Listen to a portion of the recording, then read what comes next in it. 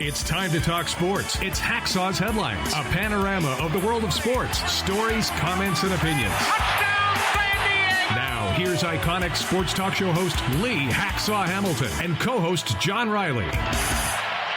Who wants to talk sports on a Thursday? We do, you do. From the DIXIELINE Lumber and Home Center studios in San Diego, heading towards a great sports weekend, we welcome you to our Thursday podcast. Good afternoon, everyone. This is Lee Hacksaw Hamilton, along with my co-host, the founder of this podcast. It's all his bleeping fault, John Riley. We welcome you to our Thursday podcast, brought to you by DIXIELINE Lumber and Home Centers, 9 locations to serve you in San Diego. You got projects, they've got materials, you're looking for ideas. Trust them. Go to DIXIELINE.com to see all the things they have to offer. John Riley, good afternoon. There are not enough hours in the day to cover all the stories that are breaking one on top of another over the last group of hours. Man, we're going to go a lot of different directions. How you doing? Jam-packed. Lots of big breaking news this morning, too. Yeah, lots to cover. You are part of this podcast. When we are done, because we put topics on the table, we do sports talk the way it should be done. When we're done telling you what we think about the big stories of the day, you are invited, mandated, to take over control of this podcast by joining us in Fans Forum. John, quickly, how does Fans Forum work? Yeah, take control. Hey, if you got a question or comment in the world of sports, drop your hot take in the live chat on YouTube, on X, or on Facebook. We'll get you involved in Fans Forum. We're going lots of different directions, so buckle up. Here we go. We are starting with baseball because things are changing hour by hour in the major leagues, and it all starts at the corner of Tony and Trevor Petco Park with the Padres. Yeah, this name came out of left field. Let's talk about the hiring of the new manager of the Padres. This guy, baseball intelligence. This guy, your next manager, Craig Stammen. This guy, a bit of a surprise in that nobody had mentioned his name. When he retired 3 years ago, after 13 years as a major league relief pitcher, I projected, in fact, I asked him one time in the dugout, is that the next logical step? I thought he was going to be a pitching coach because that's where he was. And instead, he became a trusted right-hand man, an advisor working at the minor league level and the major league level for A.J. Preller. Big baseball intelligence guy. Knows a lot about the game, knows a lot about people. Unique and different hire for certain. I'm going to give you some background shortly as to why the other guys did not get the job. But at the end of the day, good citizen, smart dude, world of experience, a guy that is very personable and was integral in all the clubhouses that he was in, first in Washington and then obviously with the Padres. Unique hire. Now, let me just quickly give you a response on some of these other situations that existed. At the end of the day, I was told from people I believe Albert Pujols demanded full authority, not just in the clubhouse and in the dugout, but in terms of the staff. He wanted his people. And that's why after the extended hours of interviews, I was told 14 hours of total interviews, the deal did not get done. I was told the Padres really wanted him to keep some of the coaches that were already on that staff. Pujols evidently was not willing to do that. Nick Hundley, bright light, college-educated guy, has laid all this out in his own personal blueprint of where he would go once his decade-plus career as a major league catcher was over. He's accomplished, but no experience at this point. Niebla, not qualified to be a manager, unbelievably qualified after 13 years of success with the Cleveland Indians, Guardians, and the Padres as a pitching coach. They wanted to retain him. So at the end of the day, Craig Stammen comes in as a trusted advocate from A.J. Preller's group. He comes in willing to accept Niebla and all of his baseball intelligence, and evidently they will hire a veteran guy, maybe even a former manager, to be his bench coach, to be his different sounding board. Here's the intangible of Craig Stammen from my perspective, spending all this time in the Padre clubhouse. Over his years in San Diego, John, he sat there and he saw a clubhouse at one stretch of independent contractors, and it was pretty crappy. The Justin Uptons and the Matt Kemps and the James Shields of the world. He sat there at another stretch of time, and he saw the clubhouse of Mr. Me, Myself, and I, Juan Soto and Josh Hader. He's been part of the clubhouse that has seen the arrival of the kid, Tatis, and the growth and the maturity of Manny Machado. Baseball smarts. He's experienced a lot. Is this going to work out? It better work out, because if this hire does not work out, it will be the last hire A.J. Preller ever makes as general manager of this team.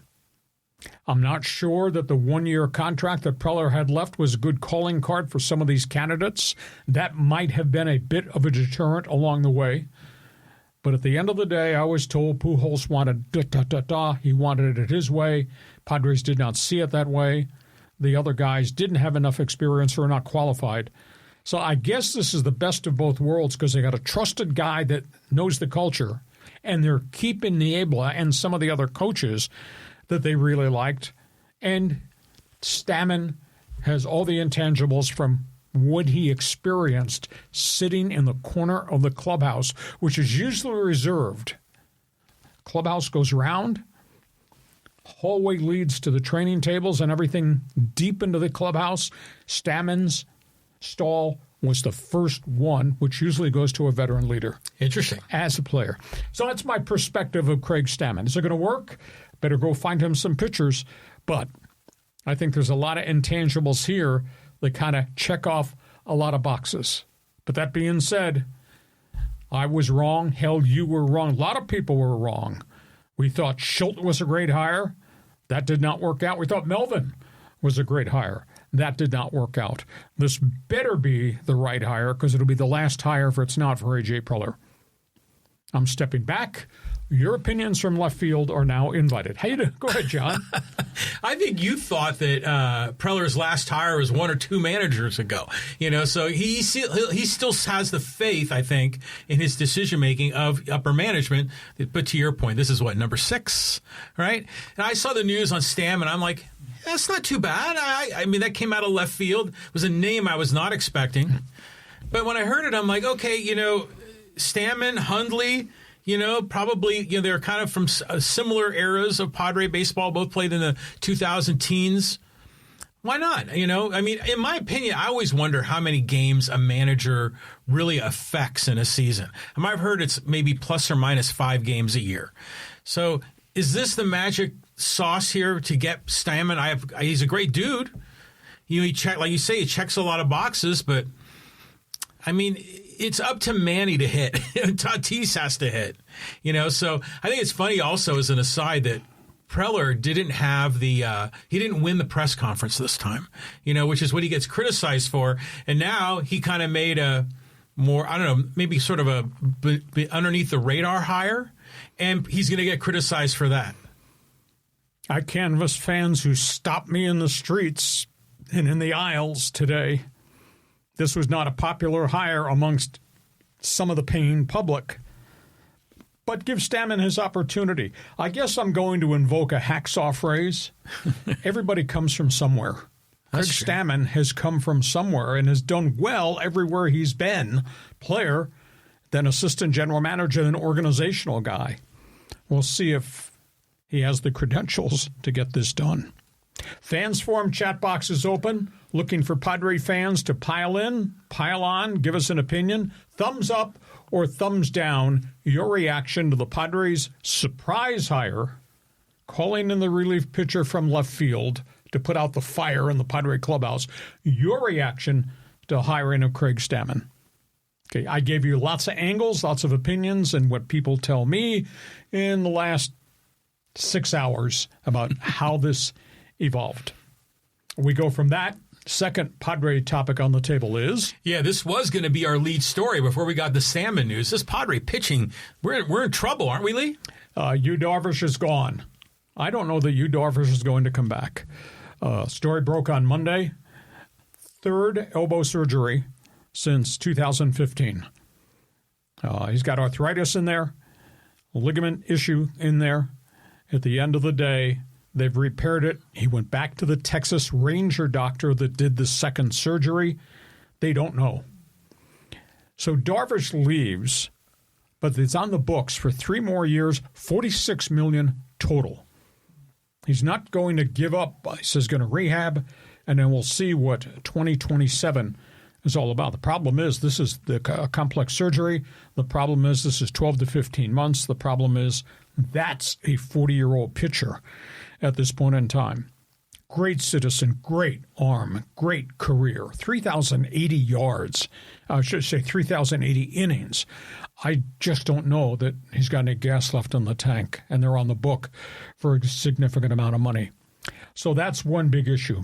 Let me run through the next topic as it relates to the Padres.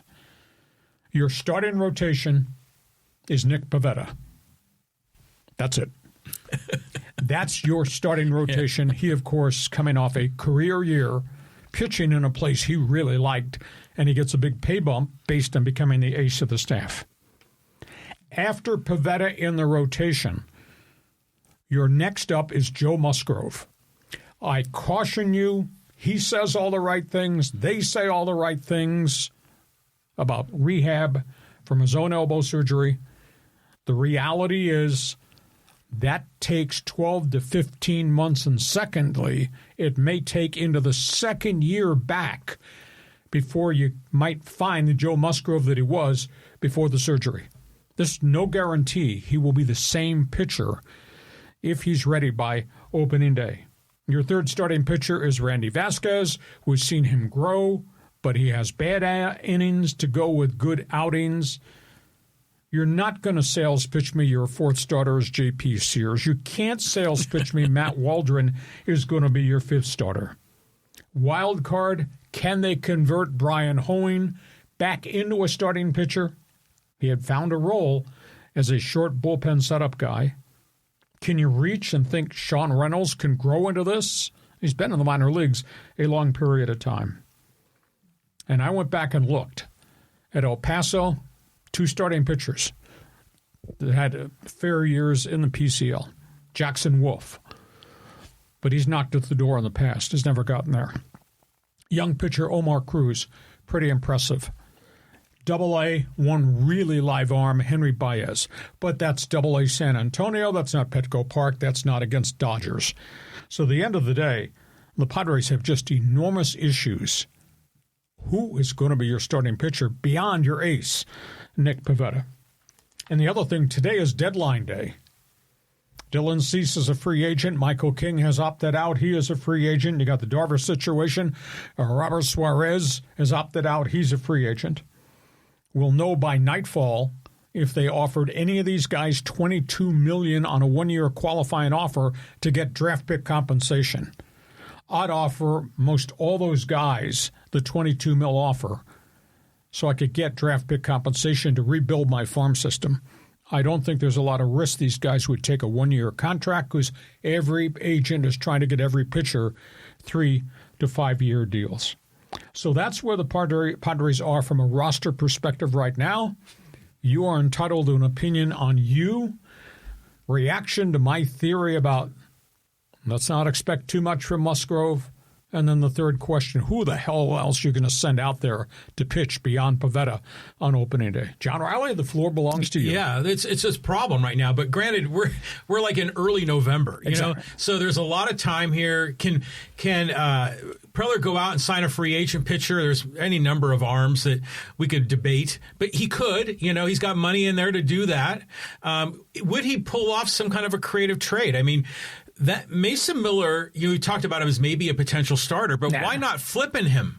I mean, he's worth a ton because he's controllable for the next, 2 or 3 years, something like that. You promised me you would not express opinions from left field. Well, I mean, this is what Preller will do. He'll do the unexpected, and he'll flip someone that he got in a trade. I mean, like, think about how they went and got Dylan Cease, you know, one of the good pitchers that came in that deal from the Yankees, right? Michael Thorpe. Yeah. So, and that guy was flipped again. So let AJ cook. He's got things going on. He's got a plan. They're not going up. They're not throwing their arms up in the air because they lost you. I mean, any rational person would say that we can't expect a lot from him in the first place, even if he didn't have the surgery. He would be like a Musgrove, like a wait-and-see kind of a pitcher. So AJ's got a plan. I mean, so you just got to let it roll out. The only issue is, and I went back and dug through the contracts, they're going to have about $65 million total come off the books. Yeah. But a chunk of that is going back to pay raises for Machado and Tatis. Yeah. So that 65 might only really be 35. Now, how are you going to build a whole pitching staff and go get a power hitter at first base or left field if all you really have is $35 million? And in terms of trades, there's nothing left to trade. And I'm sorry, I'm going to make you go back out to left field and lock the door. You trade Mason Miller after Suarez walks away. Now you got nobody in the bullpen who's got legitimacy as a true closer. No, you got Morejon could do that job. I mean, so could Estrada. Brian Hoeing could probably do that job. I'm not saying that, they're like the LA Dodgers with like tons of money and a roster up the wahoo of all these Cy Young players. I'm just saying that AJ is going to do something creative. He's going to probably do something that we don't expect. Because if you think of the traditional moves, well, he traded away nearly all of his farm system. What could he possibly trade away? But there are pieces, and the Padres have a surplus of relief pitching depth. Even with the loss of Suarez, they still have a lot of guys. So there are things that he can do creatively. Let him cook. We'll see what happens. Okay, Padre fans, we've given you a second topic on the table. That Fans Forum chat box is open. Throw a high, hard one. You tell me where you stand in the batter's box on this set of circumstances. I can't remember a day in which we've had so many things churning as it relates to the Padres. Fans Forum chat box is open on our Thursday podcast. We go from that to the Dodgers. The Dodgers. And these guys are plotting and scheming to reload, too. Nice headline. Dodger blue equals Dodger green. Are we preparing for another spending spree? I did some checking. So the Dodgers payroll was $383. The Dodgers owe $151 million in luxury tax payment. No problem. The Dodgers, as of this hour, have $74 million coming off the books if they let all these guys go. Michael Conforto's gone. Blake Trinan, don't pick up the $13 million that you owe him. You got the money from Kershaw and Rojas, who are retiring. You could create money by not bringing back Evan Phillips, Michael Kopech, Tony Consolin, Brock Stewart, and Kirby Yates. A total of $74 million could be wiped off the books. Now, you'd have some holes. Would you see them make a bid on Alex Bregman to play third base? Would you see them win the bidding war to get Kyle Tucker, who's coming off back-to-back injury seasons? How hard would it be down at the corner of Tony and Trevor if the Dodgers wound up with a new closer? Robert Suarez of the Padres. So that's where we are, all things Dodgers. 48 hours after the parade and the World Series rings, pictures being taken. Now they're going to churn the roster.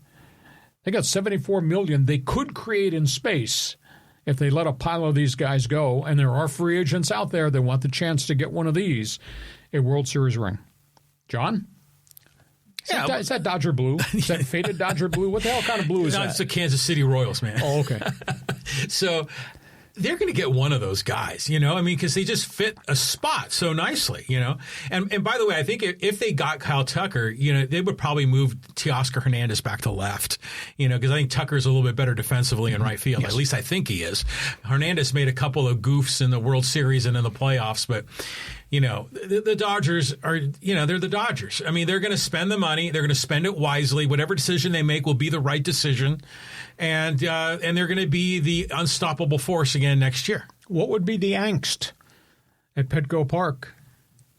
Come in to pitch for the Dodgers Robert Suarez. Well, remember when Tanner Scott went over there, and then Dodger fan, they were like, ha, we got your guy, and then Tanner Scott blew up last year. So Robert Suarez, it seems like I like his path to success and the road he took to get to where he is. Yeah, he has. And so I wish him nothing but success, but I will say that when he was closing with the Padres, you weren't totally at ease. It was always a little bit of a bumpy ride when he was throwing, just because people could kind of sit on that fastball. But, if he moves on to L.A., it'll just be another one in a long string of guys. It'll be like another Kevin Brown, But big deal. The L.A.'s going to sign who they want. Padres have got to figure out what they got to solve their own mess. The only guy on the face of the earth that I know would be critiquing a guy who had 40 saves. But Suarez has 88 saves in 2.5 years. Yeah. He's good when he's good and he's on. He's awesome.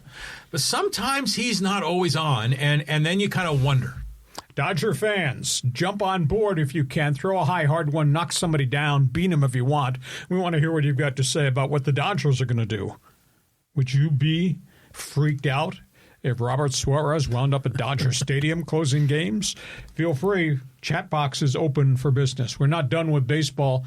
They've got the other story in town that we're going to continue to cover because it has to be covered, talking about the Angels. Yeah, this drug trial is dragging on, huh, Lee? Yeah, this thing's going a lot of different directions. 2 names up there on the board. First one, great hire. Now they got to go get him pitching. Angels hiring Mike MADDUX as their new pitching coach. This guy was responsible for fixing all things wrong with the Texas Rangers as they got World Series bound, won a ring, fixed that rotation. He's been a major league pitching coach for the last 16 years. Pretty good resume. He's gone to the Angels. Now they got to go get him some arms. That'll be very intriguing to see who they're going to get because they just don't have enough pitchers. End of argument. The other story is third week of the tragic Tyler Skaggs drug death trial. And this gets deeper and darker as we go. Ranger executives, including human resources directors and health coordinators, testified this week at the Tyler Skaggs story. No one knew, they testified, that Eric Kay, the PR director, was dealing drugs to the players. They all knew that Eric Kay had problems emotionally and mentally, and they were all of the opinion that Eric Kay's meds for bipolar, attention deficit disorder, maybe depression, were out of whack. The HR people who testified indicated they helped get Eric Kay into a Kaiser Permanente rehab center for 6 weeks, and that Eric Kay came out as a new man. Unfortunately, Eric Kay relapsed again. Relapse is indeed part of recovery. The shocker, team doctor confirmed yesterday he wrote prescriptions for 600 low-dose pills of Vicodin to help Eric Kay deal with his medical issues, the mental issues, the health issues. However, the doctor said at the point he was writing these prescriptions over a 3-year window, he never paid much attention to the fact that this Vicodin was possibly addictive, only because he said the amount of milligrams in the Vicodin pills was very small. Eric Kay wound up taking 5 Vicodin tablets a day, so he was overdosing on the small amounts that he was given. The doctor indicated, though, that once he thought Eric Kay was becoming a drug addict, the doctor met with the Angels and they helped get him into the Kaiser Permanente Rehab Center. Had no knowledge at all that this guy was dealing drugs to any player. He also told Eric Kay to his face, I will not write you any additional prescriptions if you think you're going to take the meds I give you and give them to players in that clubhouse. So there's just enormous contradictions of I saw this, I never reported this, my perception was his meds were out of balance for a wide variety of personality problems, never knew he was dealing with any of his players. And the family's insistent, you employed a PR director for years who was a drug addict, sent him off to rehab, brought him back, kept him on the job, and let him go on a road trip, and Tyler Skaggs died because that guy gave him pills. Very complicated story. Again, we're continuing to report it day by day. I write about it on my website day by day. Dark, dirty, very emotional. John, Angels hiring of that pitching coach, get him some arms, and your reaction to the testimony of the employees and the team doctor in the Skaggs trial. Well, the testimony thing, first, I appreciate that you're covering this. It's an important story that needs to be covered from a baseball perspective and societally in general. But I just hate hearing it. You know, I just hate, getting the latest dirt on it. At first, you thought it'd be kind of cool to get the dirt and everything, but it's just such a sad story. Dark and dirty. It is. And so it's just another thing with the Angels franchise. But let's give credit where credit's due. Mike MADDUX is a nice hire. Nice resume. Yeah, he really is. And I remember when he was pitching, him and his brother back in the day. I mean, Greg was obviously the better pitcher, but MADDUX has done extraordinarily well as a coach. And wasn't he the pitching coach for the Dodgers for a while? Short time. And Cardinals, Astros, amongst other places, has had a lot of success. And he's the one that flipped the Texas Rangers. I mean, he got all kinds of accolades for what he did with that staff that had been torn apart by injuries. Yeah, so you figure between those two MADDUX brothers, they know a lot about how to throw the ball. So good on that. That's a building block, I think, that we can have some enthusiasm for. Okay, let me just ask baseball fans who are following us on this podcast your reaction to all the data we're giving you on the Tyler Skaggs tragedy. And we've tried to present both sides of the testimony so far. We're into the tail end of week 3. If you want to respond, Fans Forum chat box is open.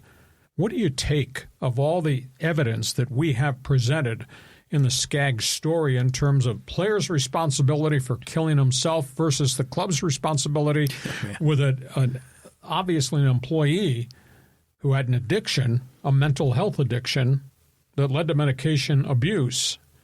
On the club's stance, we didn't know he was dealing stuff in the clubhouse. Now, next week, other former players, including Angel players, I think, are going to be brought in to testify. So, Fans Forum chat box is open.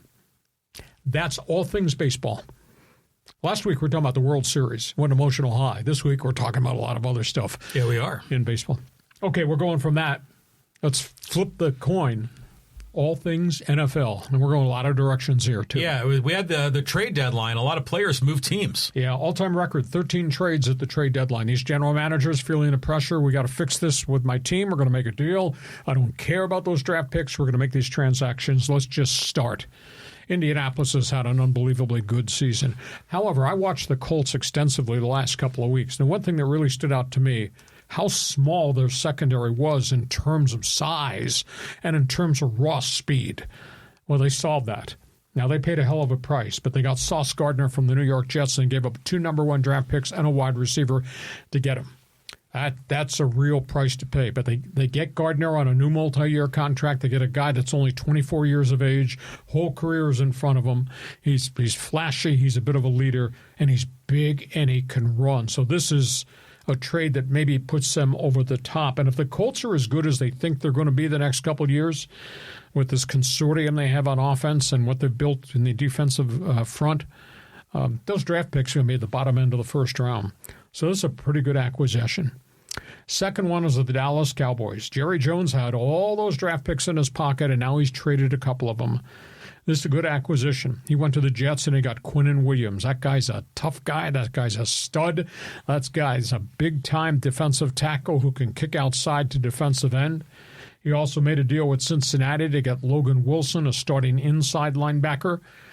So they spent some of their currency to try to fix the 30th-ranked defense in the National Football League. And, of course, they had made the prior Micah Parsons trade, and they got a veteran defensive tackle from Green Bay as a byproduct there. So they're trying to flip the personality of that defense. Philadelphia. What did I say all summer? What did I say at the start of the season when they didn't play well? That I could not understand Philadelphia's off-season last summer when they let so many guys on defense go. Well, they had a lousy start byproduct of that. They made 4 trades to get to this point. They just got pass rusher Jalen Phillips pretty good football player from the Miami Dolphins. On top of that, they had traded for Jair Alexander, former Green Bay Packer corner, Michael Carter, young cornerback of the New York Jets. So Philadelphia made 4 deals, all of them on the defensive side of the football. I was right. I spent all summer and early fall saying, I damn told you so. Philadelphia thinks they've solved everything. Raider Nation, I don't understand this. They're supposed to win right now with Pete Carroll, and have had injuries. I understand it. They traded Jacoby Myers, big play, speed wide receiver. I mean, their skill level at wide receiver is negligible now, but they got a 4th and a 6th round pick for Myers, who was going to be a walk free agent at the end of the season. Jacoby Myers goes to Jacksonville at wide receiver. Seattle Seahawks, pretty vibrant offense already, and now they go to New Orleans and they trade a fairly decent draft pick to get Rashid Shaheed, who already had 44 receptions on a bad New Orleans Saints team. So now you got Jackson and Jiba on one side, and you got Shaheed on the other side, and they throw to the tight ends. Great acquisition for the Seahawks in terms of adding something else. Chargers, I mean, the wreckage in the offensive line is just beyond me. And there's really nobody out there to go get. Nobody's trading you any type of gold standard offensive lineman. They're not going to trade you a young pup offensive lineman. So you have to pick and choose who the hell's left on the street corner. Most of those guys are unemployed for a specific reason. However, Chargers traded at the last minute, right before the deadline, to get Trevor Penning, former number 1 pick of the New Orleans Saints. I liked him when this kid came out. He played 1AA football at Northern Iowa. I thought he was going to be a star. In fact, I wanted the Chargers to draft him when they were starting to rebuild their offensive line. But he went to New Orleans before the Chargers got the chance to get him.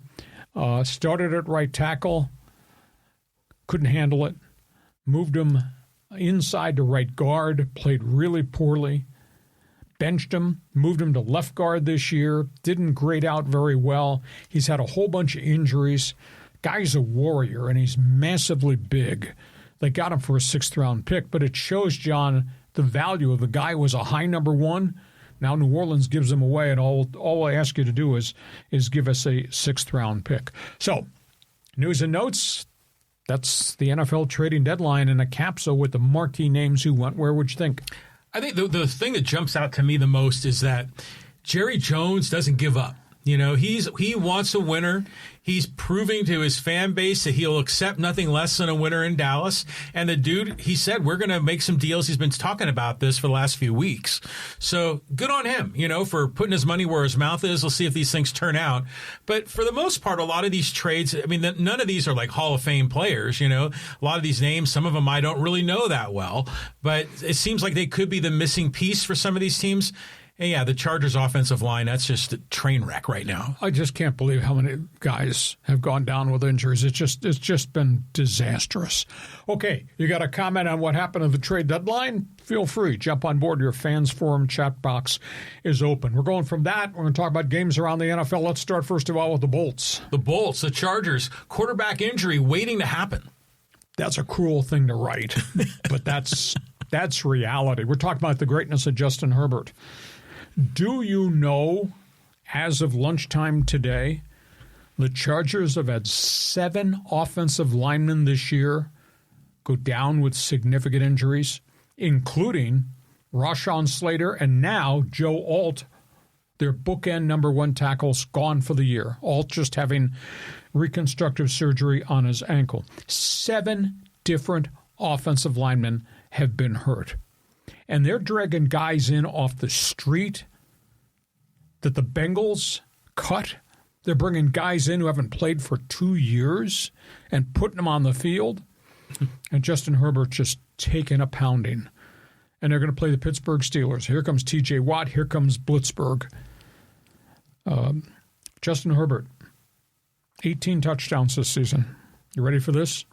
Justin Herbert, 28 quarterback sacks already in half a season. Brutal. He's got 9 turnovers. Justin Herbert has taken 80 hits this season. 155 pressures, the all-time worst. And it's just a mess. because there is no left tackle, there is no right tackle. The right guard can't stay on the field, Mekhi Becton. And they're playing refugees. They're playing guys who are on the street corner selling pencils.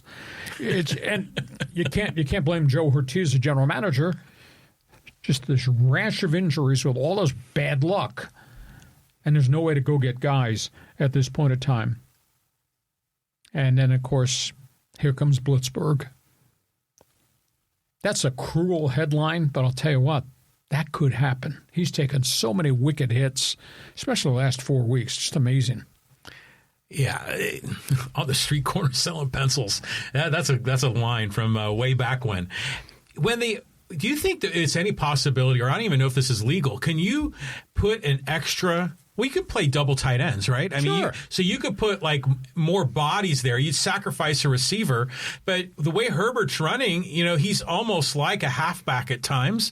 So, do you think they could do that? Or sure, you bring a tight end in and you load him as a wing back, or we call him an H back, and he helps your tackles in pass block formations. But he's got to be able to block. Yeah, you're not going to move a Rhonda Ganson in because he's not a blocking tight end. He's a down the field pass catcher. So you're taking an increment out of your playbook if you're going to Will Dissly or somebody else as a blocking tight end. Mm-hmm. And they may not have wham blocking tight ends on that roster because Greg Roman's offensive playbook is throw it down the seam to these guys. So wow. They may be deficient in terms of the type of tight end that they might need. Wow. And yeah, it makes you think, could they get creative? Like, is there a backup linebacker, that's not getting enough minutes that they could maybe use him in a pinch? Well, they got the guy wears number 44, the defensive tackle fullback. But I've seen him miss blocks and get the quarterback killed. Okay. So it's a huge issue. Charger fans, the 6 of you out there, feel free. Jump on board. Fans Forum chat box is open. We go from that.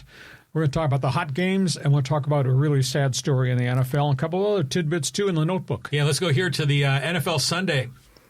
Chargers, Pittsburgh.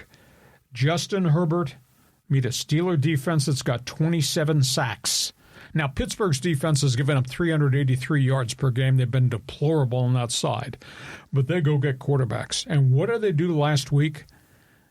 They had 6 takeaways in their victory. They had 3 fumble recoveries, 3 interceptions, and a whole bunch of quarterback sacks. So Pittsburgh is still dangerous. And, oh, by the way, make sure you don't violate the dress code Sunday. Color of the day at SoFi Stadium for Sunday Night Football will be black and gold. Oh, wow. You think there'll be a few Steeler fans there? Everybody's been reported from Western Pennsylvania will be out here. Oh, you'd bet. So that'll be a home game on the road for the Steelers and a road game at home for Justin Herbert. Well, is Mrs. Hacksaw going to drag you up there? No, but we're going to sit there, and I'm sure she'll be screeching at the TV. Okay. So you got the Chargers versus the Steelers, the greatness of Herbert versus the explosiveness of the Pittsburgh defense. Philadelphia, Green Bay.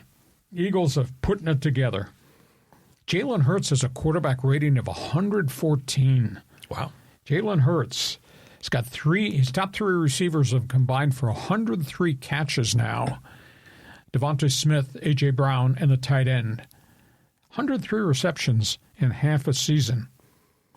They're going to play Green Bay, which got beat at home last weekend, which was a shocker. Now Green Bay has lost Tucker Kraft, their star tight end, who's a leading receiver. He's gone for the year with a knee injury. So Philadelphia, Green Bay, Packers don't want to get into a tailspin, but that could happen because Philadelphia's really come together.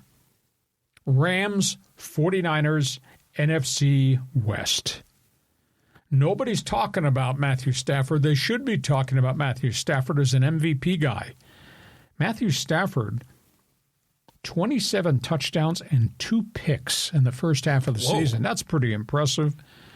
Defense, Sean McVay's group, 27 quarterback sacks. Here's this real stat. In the modern-day NFL where everybody scores, the Rams have given up 12 touchdowns this season in the first half of the season. That's really incredible. It is incredible. So we got that. We got New England versus Tampa Bay. Baker Mayfield, 13 touchdowns, 2 interceptions. He's taken an awful lot of hits. They've got so many of their skill guys around him out of the lineup, and yet he's still trying to carry the flag by himself. Drake May, Patriots have won 6 in a row. He's got a 115 quarterback rating, 17 touchdowns, only 4 picks. New England, of all people. Remember in the Belichick era, they had Brady, but did struggle to get the ball down the field at the end? Vrabel's offense is averaging 350 yards per game. Really? With Drake May. So good for those guys. Yeah. So before we go to the other topics, pick one or two of those games you want to comment on. Go ahead. I mean, of course, the Rams-Niners. I mean, that's a rivalry that goes way back. Sure. You know, I mean, I'm thinking Deacon Jones and John Brody and all that. So yeah, Joe Montana and all that. And Eric Dickerson, and I mean, I love those Eric Dickerson Rams uniforms back in the day. But at any rate, it's going to be a good game. I mean, the Rams to me have been quietly doing really good. I mean, it seems like our focus is on, a lot of the teams more in the AFC, not just because we cover a lot of Chargers content, but because you got Mahomes and you got Josh Allen, you got all this going on. So that'll be a fun game to watch. You would think that with the Chargers offensive line being the way it is, going to Pittsburgh would be bad news. Because the game's here. Okay. All right. But still, it's Pittsburgh. Be a Pittsburgh home game on the road. Yeah, I mean, so you don't want you don't want Mean Joe Green going after that offensive line for the Chargers. Now, thankfully, the defense for Pittsburgh isn't quite as tough, so we'll see how that one goes. And yeah, I mean, these are going to be a great weekend here. What are we in week 10? I think. So interesting to see where this goes. You got an opinion on the games? Feel free to join us, Fans Forum. Now, other topics here. Let's start with the Dallas Cowboy logo. This is a horrific story, and I will just catchphrase this with this statement. How could no one see this coming? I'm talking about Marshawn Kneeland, linebacker, defensive end, second-round draft pick, Dallas Cowboys, committed suicide this morning. Second-year player, arrow pointed up, scored a touchdown in Monday Night Football. Police had gotten a call outside of Dallas that there was some type of mental health issue at his home. They went to his home. There was nobody there. The home was dark. Meanwhile, on the other side of town, there was a traffic stop for what appeared to be a minor violation. The driver of the car was Marshawn Kneeland. He sped away from the cops, led to a high-speed chase with the Sheriff's Department and City Police. He got away from them. They got a call there had been an accident on the freeway. They found the car wrecked. He was gone. So with canine search dogs, etc., they searched the fields for a couple of hours, and they came across the body. He killed himself. He shot himself in the head. 24 years of age, popular in the locker room, self-made player out of Western Michigan. Kid was full of life. Everything with him, I was told, was yes, sir, no, sir. And he killed himself. What I don't understand, and it brought back flashbacks of two players that I knew. One was a Kansas City linebacker, Jovan Belcher, who was a starter, big physical force inside linebacker. Middle of his career, killed his girlfriend, drove to the parking lot at Arrowhead Stadium, called a linebacker coach and defensive coordinator to come meet him in the parking lot, and killed himself in front of them. Just think about that.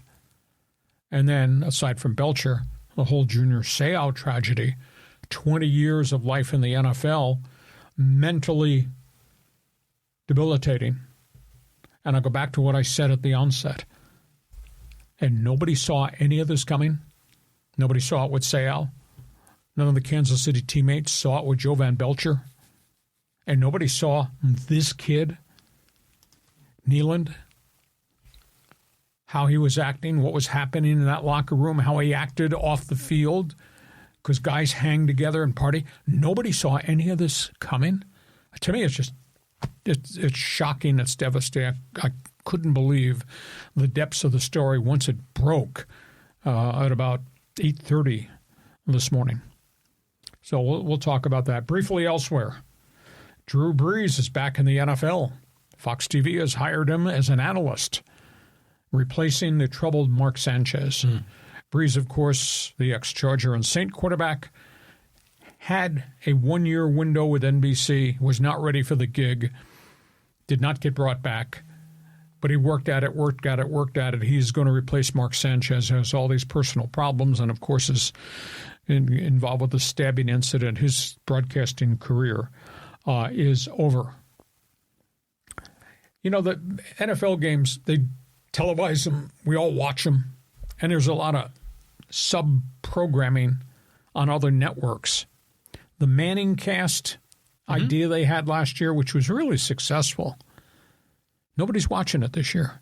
It's absolutely stunning. It's like they've lost like 65% of their viewership in the first half of this season, which kind of surprises me.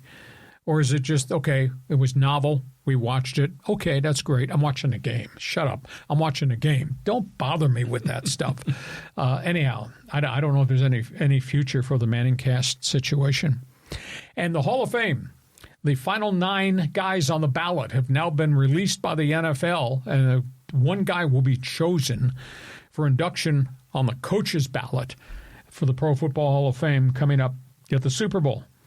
Coaches' list includes the Hoodie, Bill Belichick with 6 Super Bowl rings, Tom Coughlin, Jacksonville and the Giants, 2 Super Bowl rings, Mike Shanahan, all things Denver, 2 Super Bowl rings, George Seifert, all things with Bill Walsh's players, 2 Super Bowls, Mike Holmgren, 1 ring, got to the Super Bowl 3 times between Green Bay and Seattle.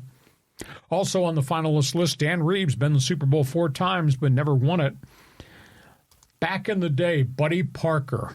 This goes back to the 1950s. Back-to-back championships. Detroit Lions. That was a very different NFL era, the Bobby Lane days. He's on the list. Marty Schottenheimer, 205 wins, but never got to a Super Bowl. Chuck Knox, 193 wins. Much like Marty Ball, he never got. So is the Hoodie a slam dunk just based on SEMA rings? Or Coughlin because of what he accomplished with Jacksonville and with the Giants? What do you think is going to happen? John, go ahead and start with the Dallas Cowboy tragedy and work your way through that. Yeah, that's a tough one to work your way through. I mean, just the way you were breaking it all down. I mean, I saw the news break this morning, and I was like, who is this guy? I didn't remember him by name.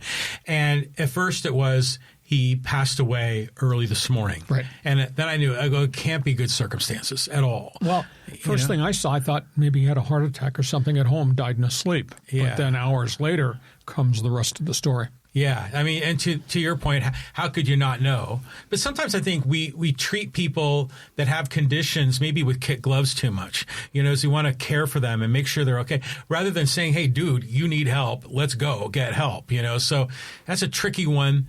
But it's a shame. I mean, the NFL's got to do a better job of identifying these cases.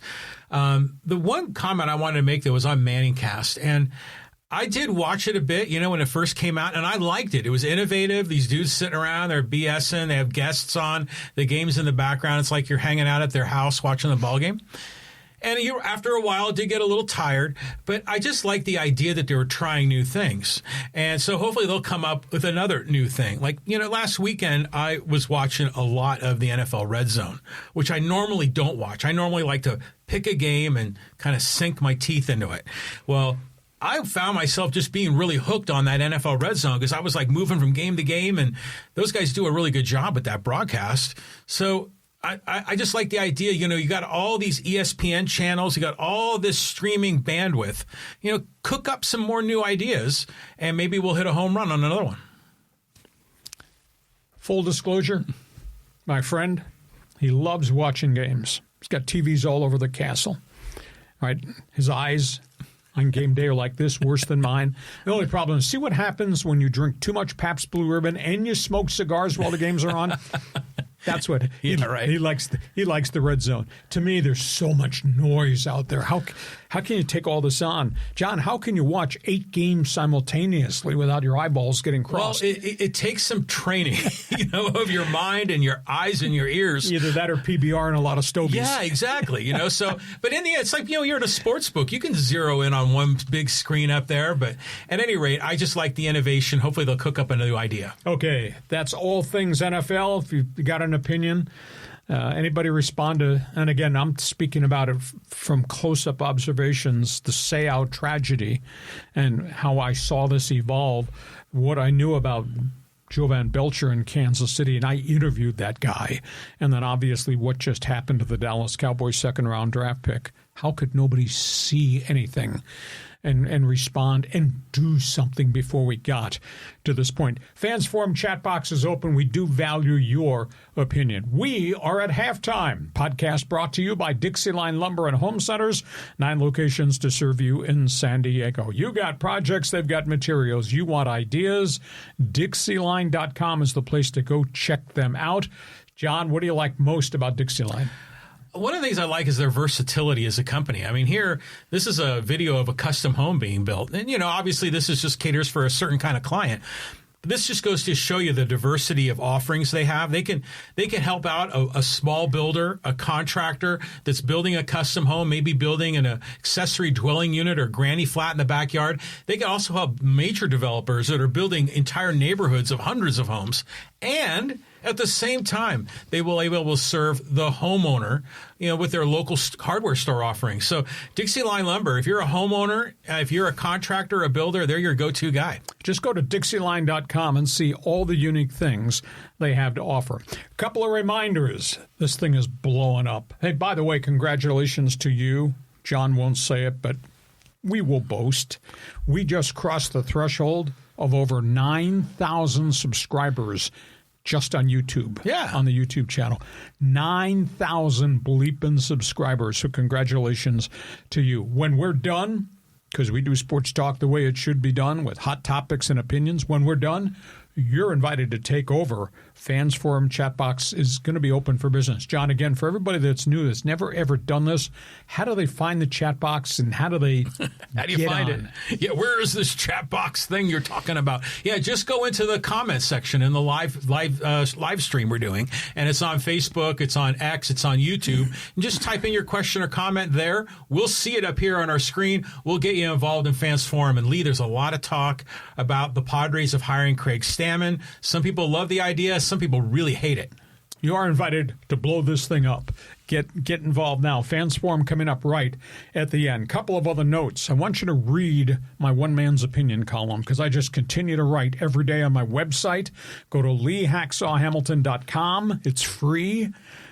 Read the best 15 minutes in sports. It's posted every morning. It's there first thing. Read my One Man's Opinion column, whether it's about the Padres, whether it's about the Dodgers, whether it's all things NFL. I've written a ton about San Diego State football and basketball. One Man's Opinion column, a column every day. Just go to LeeHacksawHamilton.com. You can help us grow this thing. Next up, trying to get to 10,000 subscribers. Hit the follow button. Give us a thumbs up. Give us a 5-star rating. It helps us a great deal. Share, subscribe, tell everybody what we do on this podcast Mondays and Thursdays at 1:30. And when you subscribe, every time we put new videos up, and we do it 5 to 7 times a week, you'll get an alert, ding, ding, ding, ding, that there's something new up on the YouTube channel. We want you to give us a thumbs up. We want you to share, tell everybody. Want you to join me on social media. Just punch me up on X. Don't punch me out. Punch me up on X, just Lee Hacksaw Hamilton. Hit the follow button so then you can participate in Hacksaw's mini polls. I ask probing sports questions virtually every night. So lots of ways for you to follow us, but thank you.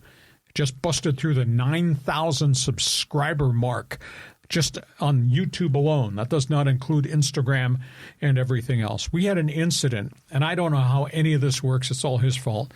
We did a commentary that posted on Instagram. We had 18,000 views the first night the commentary was there. Yeah. I couldn't believe it. Yeah. And it's interesting. In social media, that number, 18,000 views in a couple hours, might sound like a big number and it might sound like a small number, because it's not a cat video, which can get hundreds of thousands, if not millions of views. So, yeah, we've made some nice, steady progress, organic growth, and it's nice to see this project building. It's good. It's glad people like us considering the way we dress. Yeah, we violate the dress code every Monday and every Thursday. Okay, that's all business. Let's go back to sports. Second half of the podcast. John, let's talk college football. Yeah, big game for the Aztecs in Hawaii. Nice headline. Firepower versus fury. San Diego State is 7-1. San Diego State is in a position because it's all there in front of them to maybe run the table and host the Mountain West Conference Championship game. And they go play at Hawaii.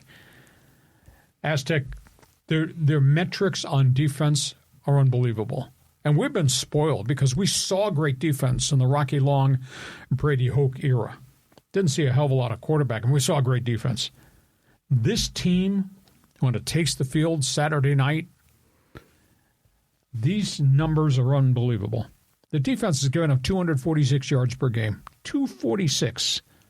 On third downs, they're allowing the opponent to convert 26% of the third downs. You don't see that in modern-day football. They've got themselves 19 sacks. They've got 40 tackles for losses. This team is really going to be challenged, though, because they're going to face a Hawaii team that throws it all over the field.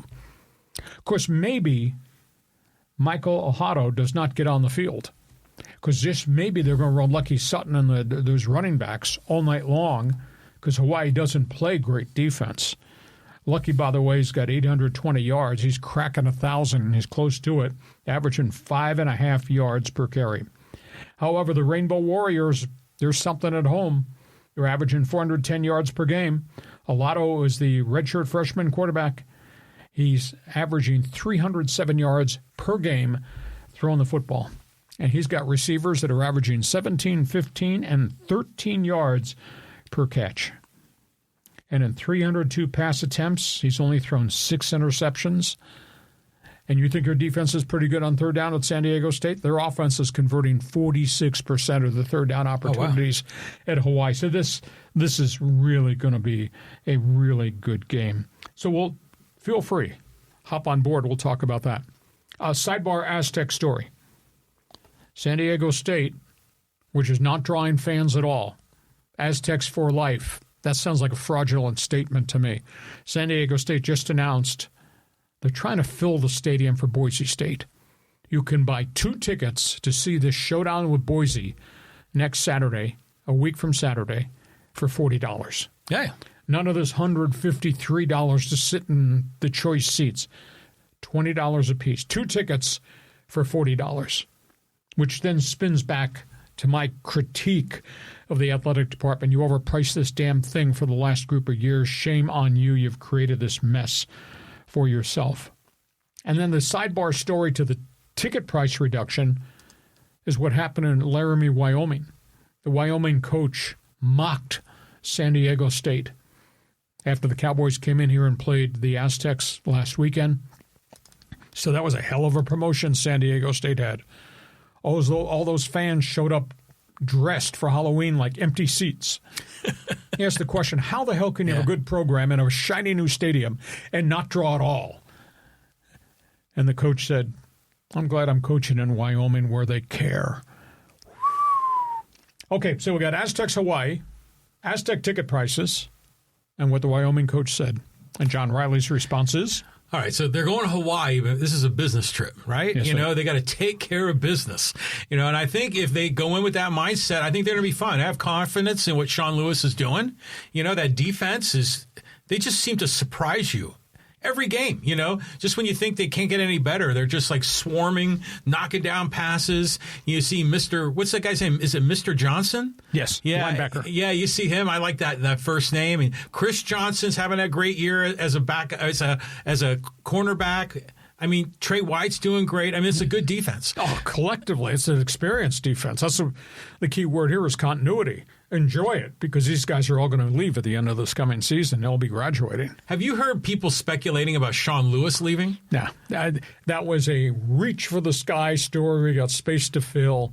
He's not going anywhere at this point in time because he hadn't won anything at this point in time. Now, if he does it after 4 years, then obviously San Diego State may have to fight off some people that might want to hire him. But he's not ready to go to any of the 10 college football jobs that are open. Yeah. I mean, it's just interesting to speculate about it. But, it's nice they're doing the promotion. I mean, good on them. They got to do something here to get the fans involved and to overcome the objection.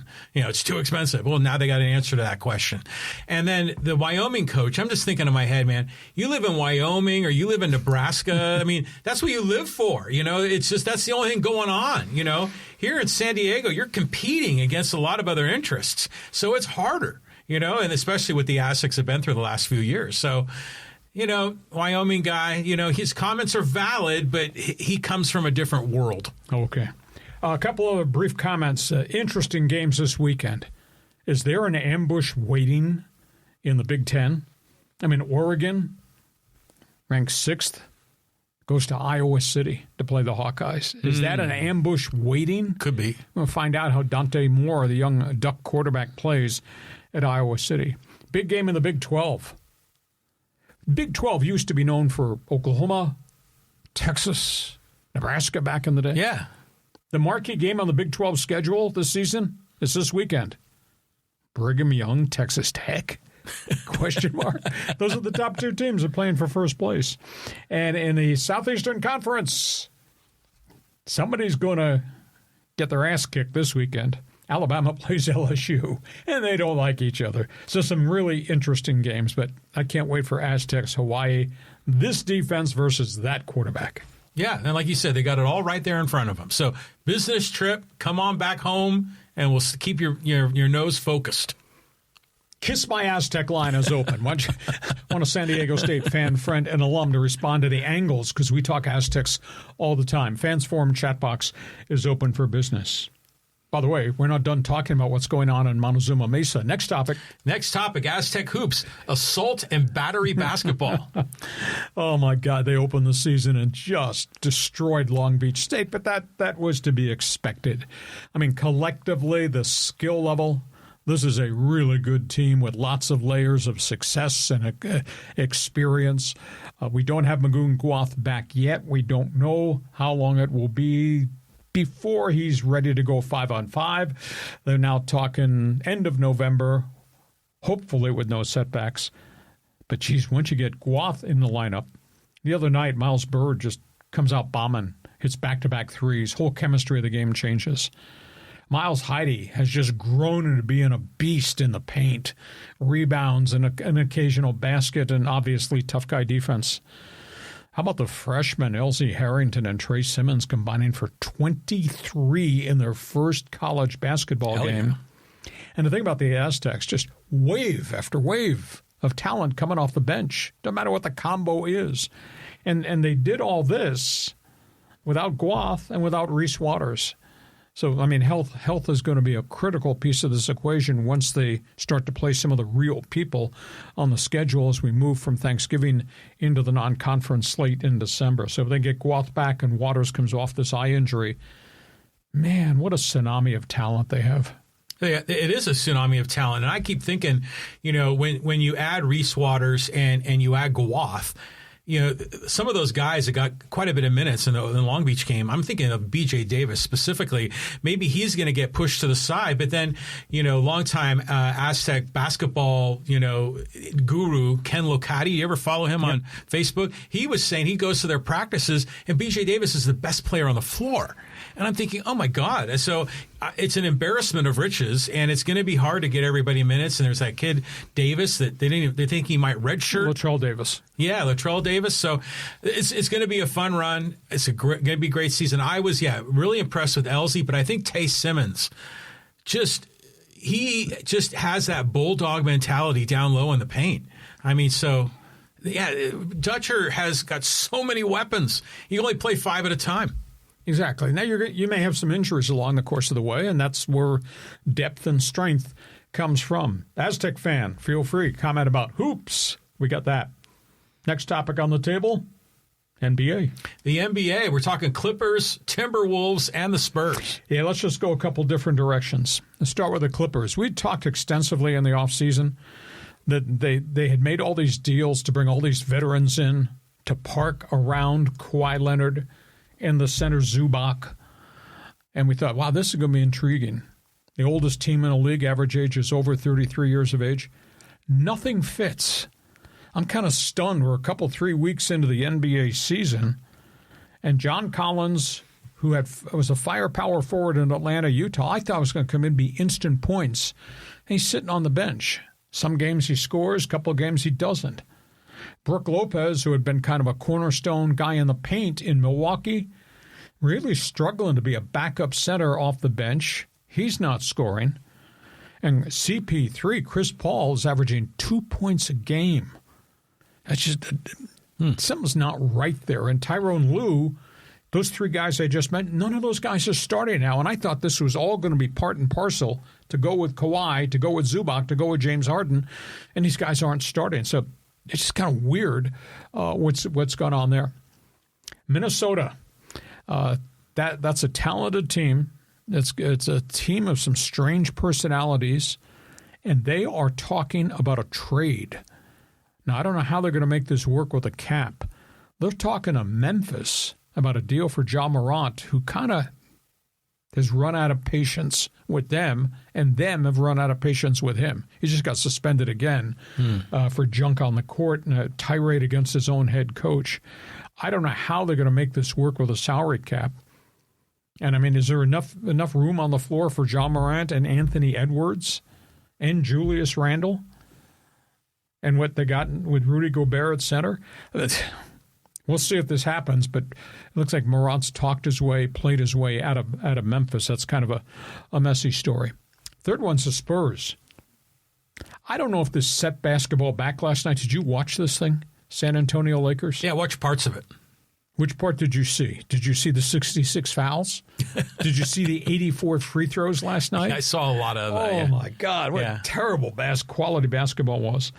Wembanyama had a terrible night. He struggled against a double team in zone, and he got in foul trouble, etc. But at the end of the day, Victor Wembanyama is averaging 26 points and 17 rebounds per game. Stephon Castle is averaging 20 points a game. He's a second-year player. They've yet to get anything out of De'Aaron Fox because he's coming off surgery, and Dylan Harper, top draft pick, he's got a calf injury. So we haven't seen the best of San Antonio yet, and yet they were 5-1 before last night's debacle. But, man, that game took over 3 hours. Yeah. 66 fouls and 84 free throws, and the Lakers wound up winning by 1. So that's all things NBA. John, go ahead. Well, the play I remember in that game is they passed the ball to Wemby in the left corner, and he kind of like stepped up like he was going to do a three, and then he just put the ball on the ground and one dribble, slam dunk, and it was just like impossible to stop. Sure. And I was like, holy crap, this guy is very special. So obviously the whole game went sideways and everything. It's November. Most people don't talk about the NBA till Christmas, right? I mean, so it's early. The Clippers are the Clippers. They're going to find a way to mess it up. But to your point, I thought all those old guys, most of them would be starting, Yeah. It makes me wonder if they want get Bryant Westbrook on that team again, just to add to the mix. Russell Westbrook. Or excuse me, Russell Westbrook. No, he's in Sacramento doing double-doubles now. Okay, is there a Bryant Westbrook? Well, that was a football player. Yeah, that's Philadelphia right. Eagles. That's getting him mixed up. And then, Ja Morant, he needs a change of scenery. He needs to change his freaking attitude. That's what he needs to change. Yeah, he does. Okay, that's all things NBA. You're invited to join us if you've got an opinion. Hot headlines, final group of stories before we go to Fans Forum. Go ahead, John. Yeah, the high-speed sports wire. Got some hockey at the top. Should I say it? I told you so. I told you the Ducks were going to be special. 9-3-1. Yeah. They haven't played like that in a long time. Tell you, their kids are really playing well. And not all the veterans are contributing yet, but Cutter Gauthier's got 10 goals already. That's a second-year teenager. Leo Carlson from Sweden, he's playing really well. Beckett Seneca, 19-year-old. He scored 4 goals, got a bunch of assists. Ducks are really playing well as a team right now, and we're still waiting for some of these veterans to kick it into gear. Vancouver, they've churned their roster. They've turned it over. I think they wrecked a playoff team by their front office moves. Anyhow, they're talking about a significant trade. It'd be a rental. They're talking about trading for former Tampa Bay Lightning, currently with the Nashville Predators, Steven Stamkos. He struggled after signing his big free agent contract last year to go to Nashville. He's got 583 career goals. So the Canucks are talking about a potential deal there. LIV Golf. Tell me they're not doing this because they're desperate. Tell me they're not doing this because they're trying to convince the PGA, please take us in. LIV just announced that when they tee off in January for 2026, 54-hole tournaments, gone. They're going to play 72 holes and play 4 days.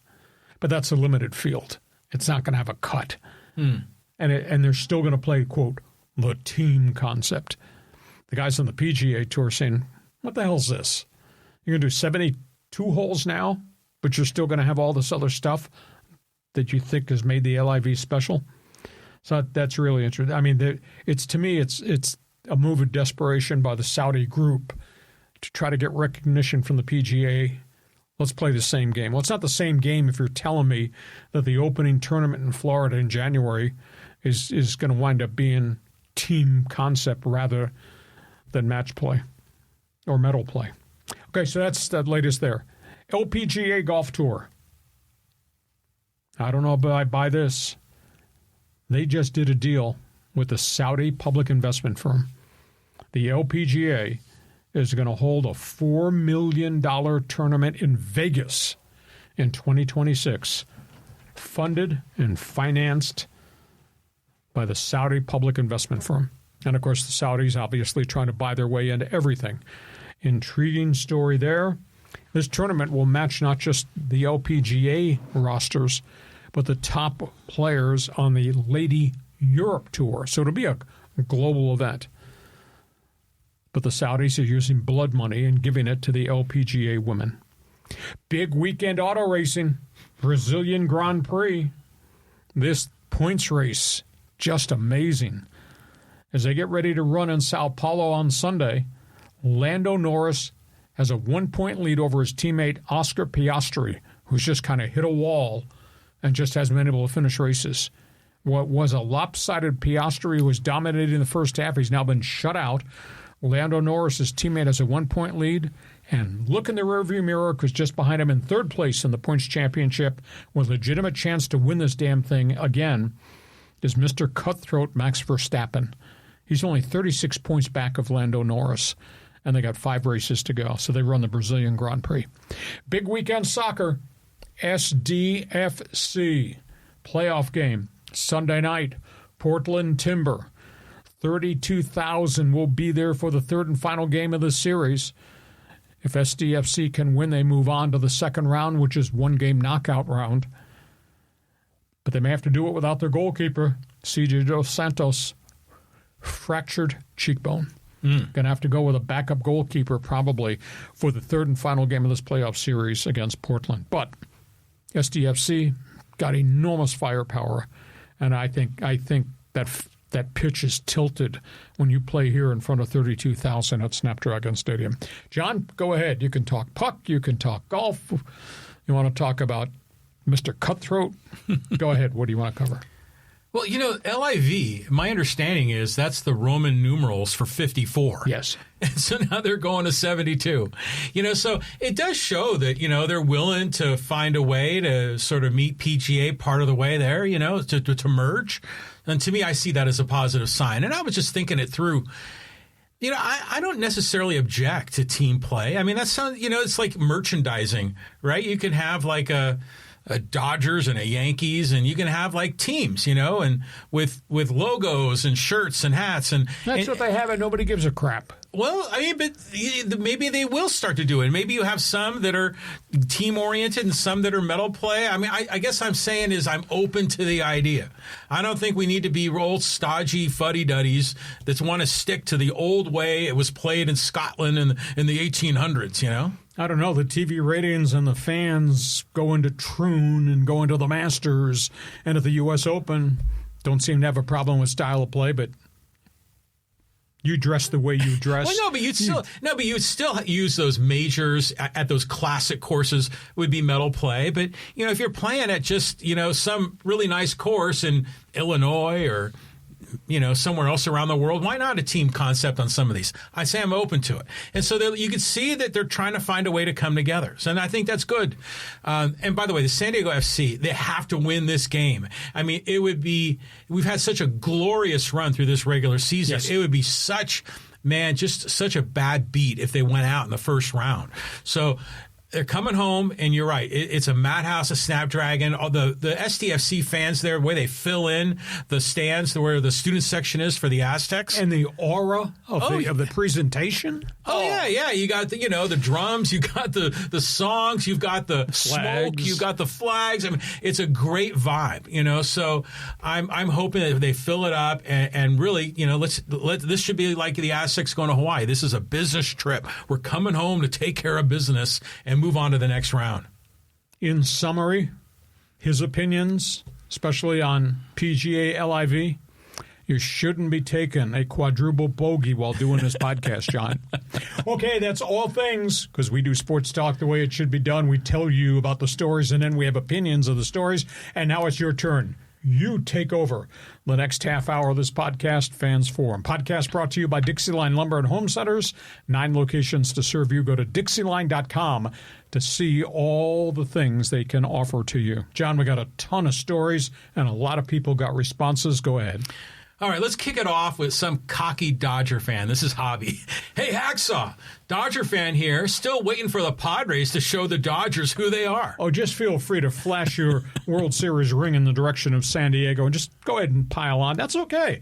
The Dodgers earned it. The Dodgers climbed out of the hole. The Dodgers were on their deathbed, and they went to Toronto, and they beat the Blue Jays, and they broke Canada's heart. It's great. The rivalry's great. However, that being said, the Dodgers have the bank and the creative juice to make changes on their roster.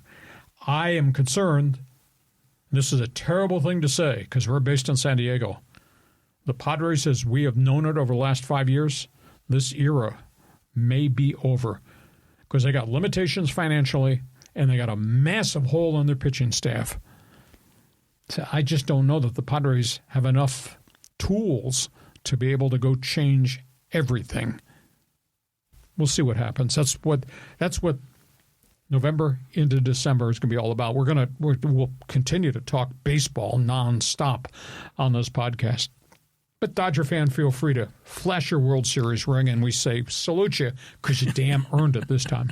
Yeah. Take pride in the accomplishment of your team rather than constantly trying to kick your little brother down the road on Highway 5. So give it up for the Dodgers. Padres have some big decisions to make. I mean, here's a comment on one of the Padres' decisions, and this is from William.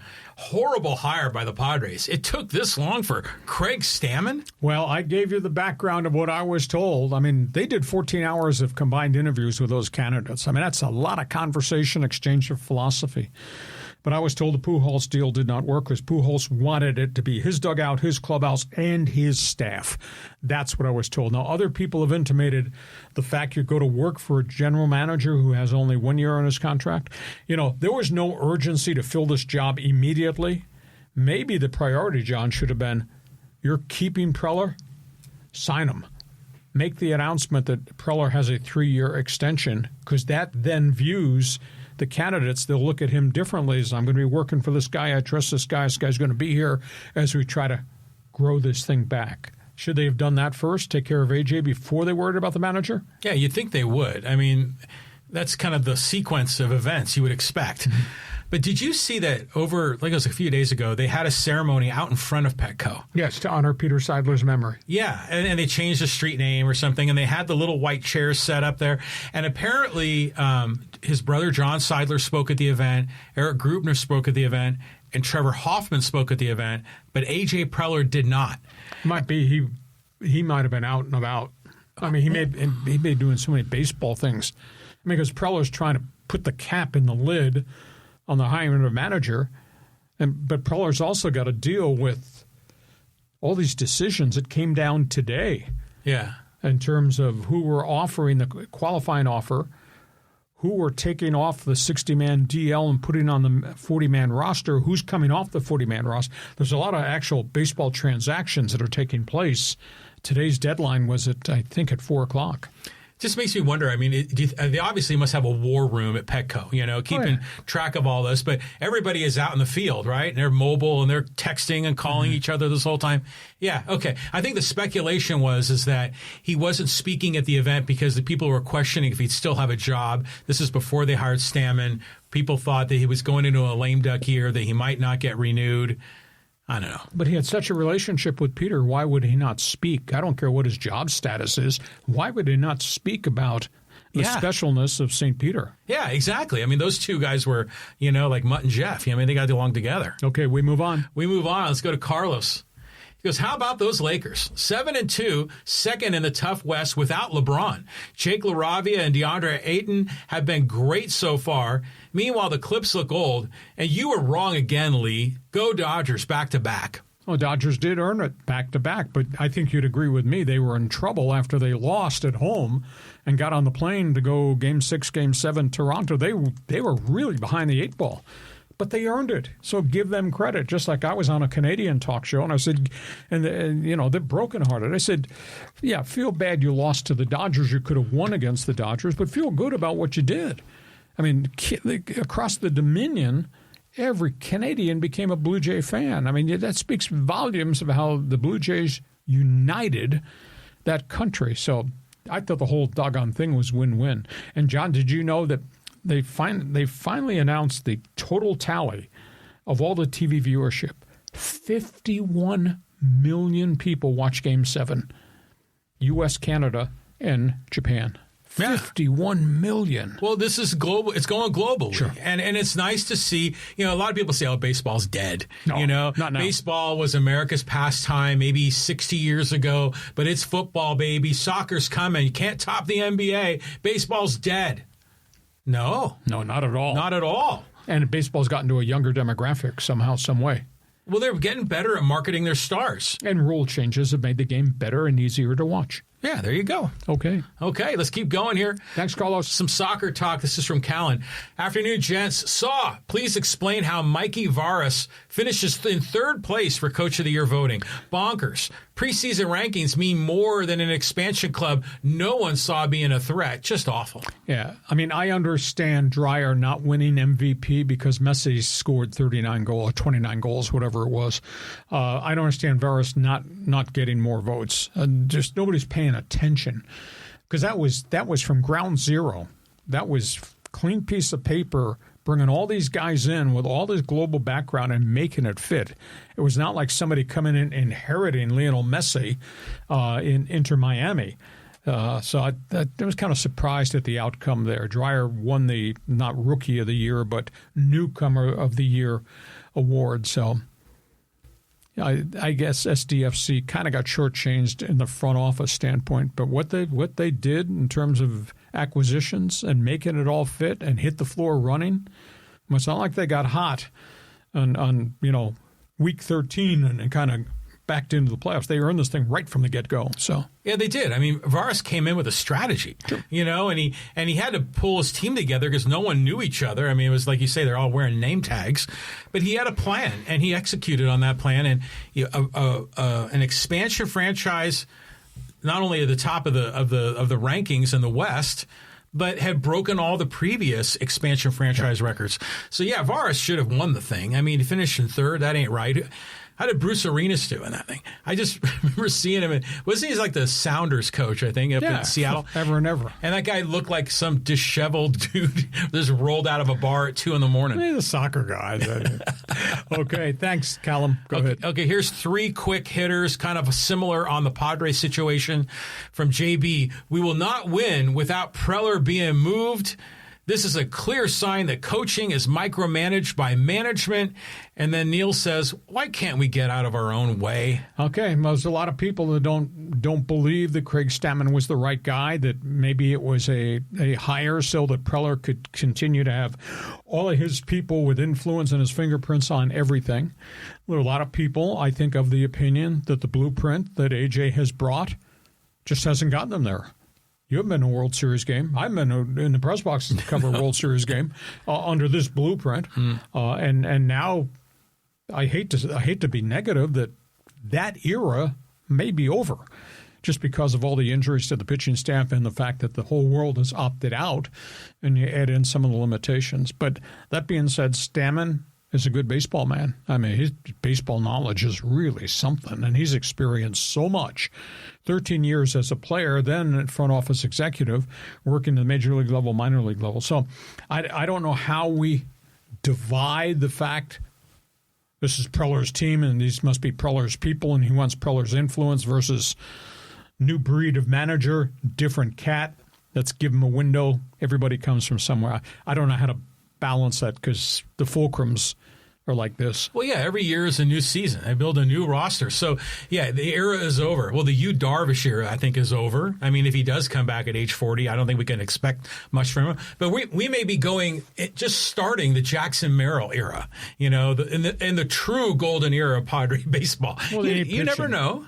You never know, but they do need pitching. I agree. And they're going to have to get creative. Is Stammen a bad hire? I don't think he's a bad hire. I don't think anyone saw this on their radar.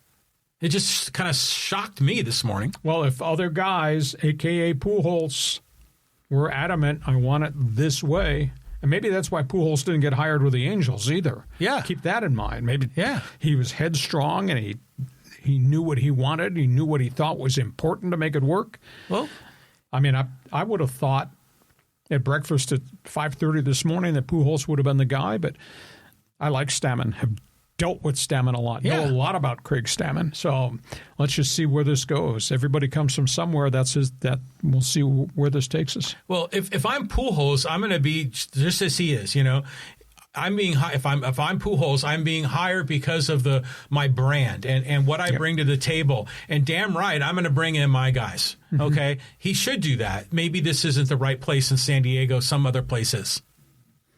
Why was it not the right place in Anaheim? I totally agree. I mean, Artie Moreno needs credibility. I mean, that would have been instant cred right there. Yeah. Okay, we move on. Let's a little hockey talk with David. The 2025-26 Ducks are reminding me of the 2011-12 49ers. A new coach takes the same or similar roster and starts winning immediately. Thoughts on coaches and immediate improvement? Well, Quenneville is a very successful head coach. Now, Quenneville walked into a unique situation. I mean, they force-fed so many kids over the last 3 years, and that was really painful to watch Ducks hockey to see what that thing had become as they were trying to force-feed all these young kids. But what happened then is Pat Verbeek went back into the marketplace and said, okay, these kids have now learned on the job, and I'm going to complement what these kids can bring, the Gauthiers and the Carlsons and the McTavishes, and we're going to go find some vested veterans who are proven that they can play at this level and bring them in for 3 years or 2 years. And that's why the Kreider trade occurred and why Strome came from the Rangers and all that. So they now have every conceivable angle covered in terms of experience, in terms of style, in terms of young firepower, in terms of skating ability. And Lucas Dostal, the San Diego Gulls goaltender, just looks like he's becoming a budding star in the league in place of the great John Gibson. So they've arrived. Now, from a roster standpoint, David, yeah. But they have to step across the line, step across the threshold. They have to be in the playoffs, and they have to go a round or two because that's another learning curve for this fairly young team. But to me, this is as complete a roster as you could have, and their time is now to make that step across that line and become a playoff team. And then let's see how quickly they grow come playoff time because playoff is such a different animal. Yeah, I mean, we've been talking about the Ducks and all their young guys for a while now. Yeah. So to your point, this is the year to step up and make the playoffs. But I'm just thinking of the other angle that David brought up, this idea of coaches and immediate, instant success. You see that a lot in college basketball, like Rick Pitino, what he's doing at St. John's is a good example of that. That's a resume, though. Yeah. I mean, they show up, and then all of a sudden all these players, they show up with them, almost like Tark and UNLV. Right. So it's a neat dynamic when you see that happen where a coach can be so extraordinarily impactful because most of the time, like I say, in baseball, maybe plus or minus 5 games, they make a difference. But in some cases, they could be everything. Yeah.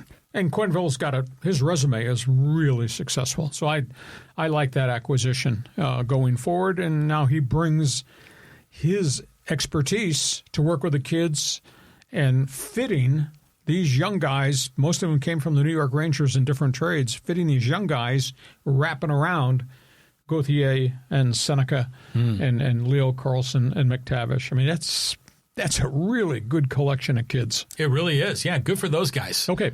Let's keep on moving. Let's go to Showtime.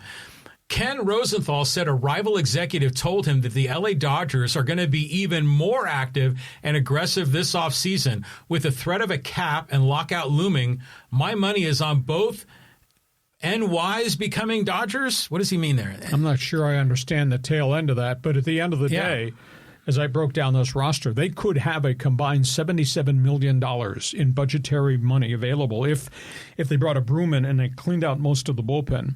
And obviously, they're not bringing back some veterans who had high price tags there. So, I mean, they will be there. I mean, if they get Bregman to play third base or shortstop and move Betts to a different position, if they get Kyle Tucker, and if Tucker can stay healthy, if they get Robert Suarez out of the bullpen to fix that malady, to go with Roki Sasaki. So they're going to rearrange their money. I guess we'll have to just wait and see how deep a roster cut there is, how many guys they're going to move out of there. Well, here's a comment on that point, about whether they're going to get Bregman.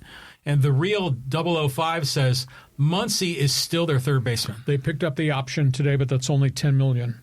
And that's not a guarantee that he's going to be the third baseman every day. He might be a part-time first baseman. Maybe he even becomes a DH if Ohtani goes to the outfield and pitches. So there's a lot of moving parts there. But Bregman's a multi-position guy too. Yeah, absolutely. I mean, that guy's hella good.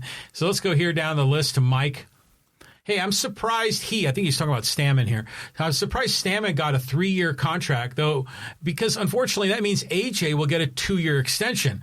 I was hoping he'd be gone after 2026. Well, it's obvious Mike does not believe the blueprint works any longer. They've given us 5 years of great baseball at Petco Park. The fans have responded to 5 years of great baseball at Petco Park. The fans are paying enormous money for 5 years of great baseball with all the ticket price and parking hikes. But now all of a sudden they have a roster full of holes in their staff. There is nobody at AAA or AA that's really Major League ready. And they're going to have to go into a marketplace. And the price of pitching is like this.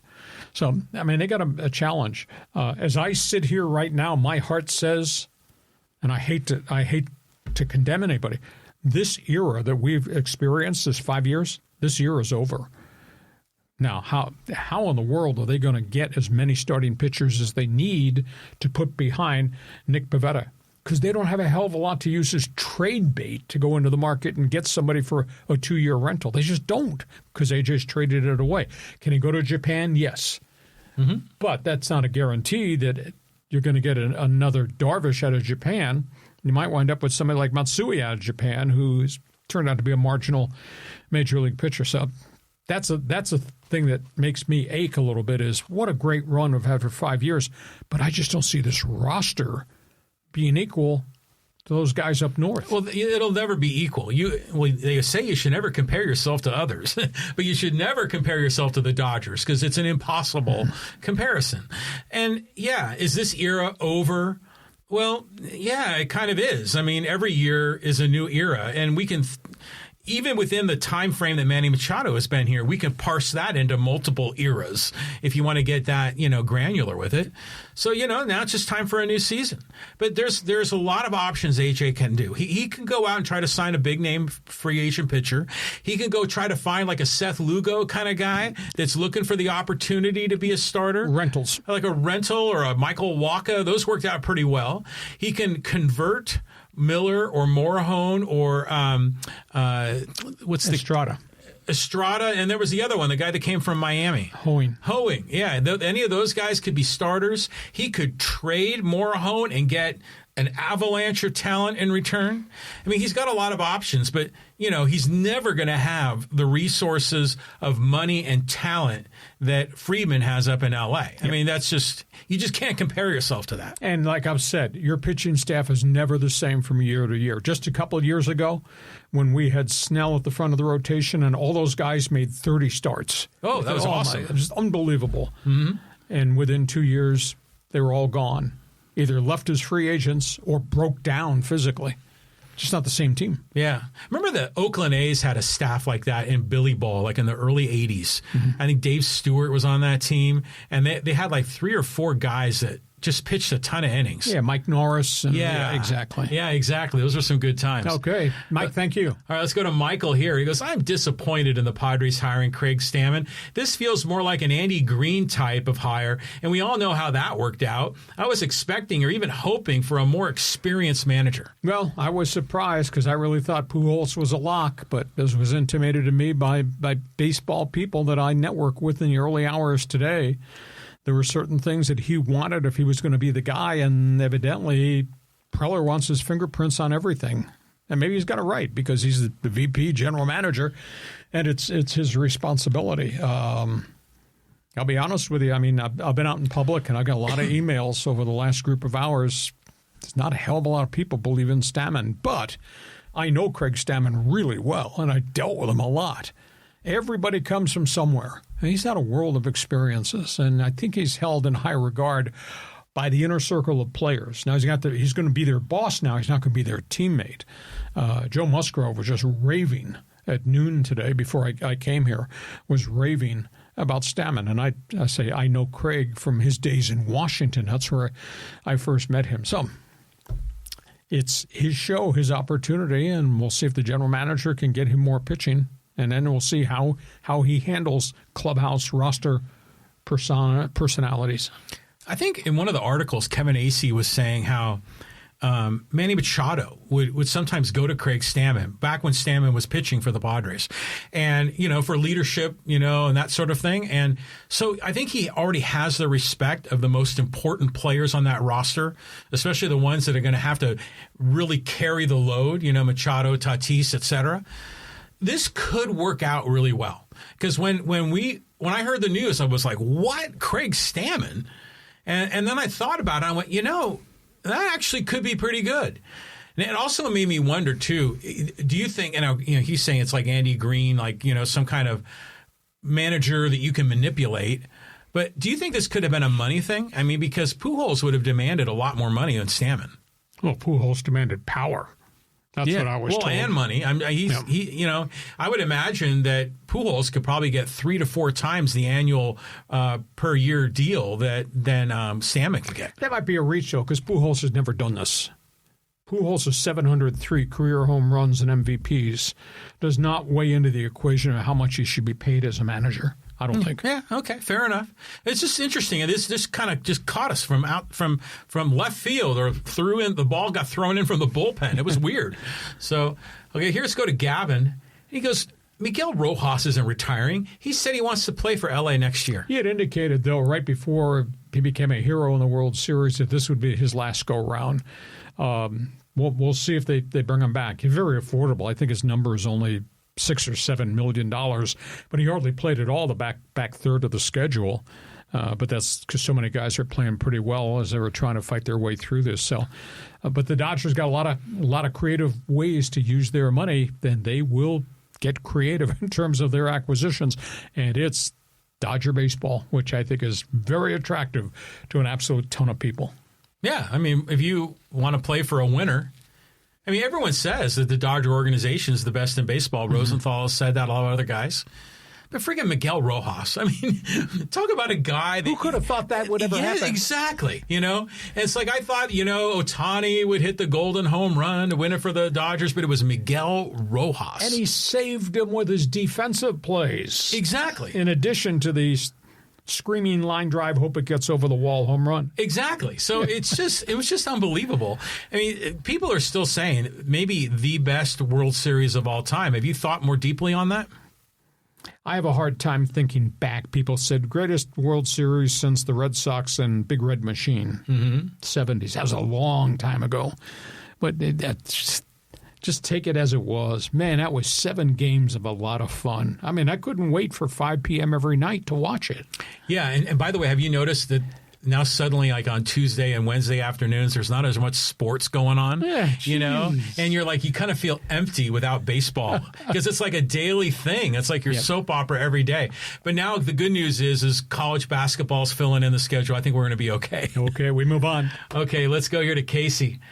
And hey, good afternoon, guys. Hacksaw. If the Dodgers don't sign Robert Suarez, do you think they go with Roki Sasaki as a permanent closer? Well, they're really deep in starting rotation, so at this point, I don't know if there's a true slot for Sasaki, but they've found a way to utilize his fastball and his splitter, and obviously they need to keep him healthy. But, I mean, you go get another closer, and there will be some other guys. I don't have the list right in front of me. There are going to be some other relievers there. But I was just posing the question because I didn't want to poke the bear. But, Padre fan, if Robert Suarez goes up there on a short-term contract, he becomes the closer wearing Dodger blue, are you going to be offended? You're going to be out of your mind?